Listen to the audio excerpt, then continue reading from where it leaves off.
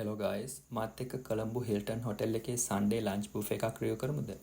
Nice vibe එකක් තියෙනවා Grace kitchen එකවට. මේ විව් එකත් එක්කම ෆුඩ්ස් එන්ජොයි කරන්න පුළුවන්.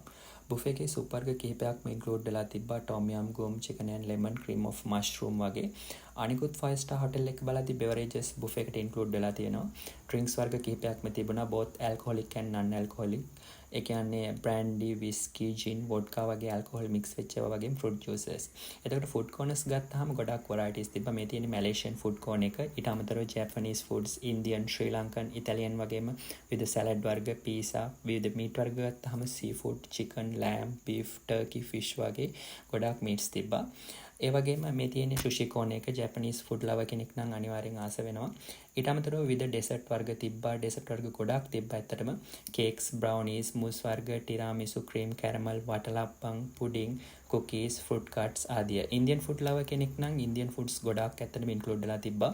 බිරියානි, නාන්, පරාතා, දෝස, ඉඩ්ලි, වඩේ, සමෝසා, බටර් චිකන්, පනීර් වගේ. ඒ වගේම බේකරි අයිටම්ස් ගත්තාම ගොඩක් බේකරි අයිටම්ස් තිබ්බා. ක්‍රොසන්ට්ස්, ෆේස්ට්‍රීස්, බනීස්, කුකීස්, කප් කේක්ස්, බ්‍රෙඩ් සේව්ස් වගේ. ඊට අමතරව චීස් වර්ගත් ගොඩක් තිබ්බා.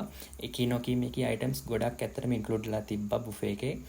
ස්ටාෆ් එක ගත්තාම ගොඩක් ෆ්‍රෙන්ඩ්ලි. කස්ටමර් සර්විස් එක නියමෙටම තියෙනවා.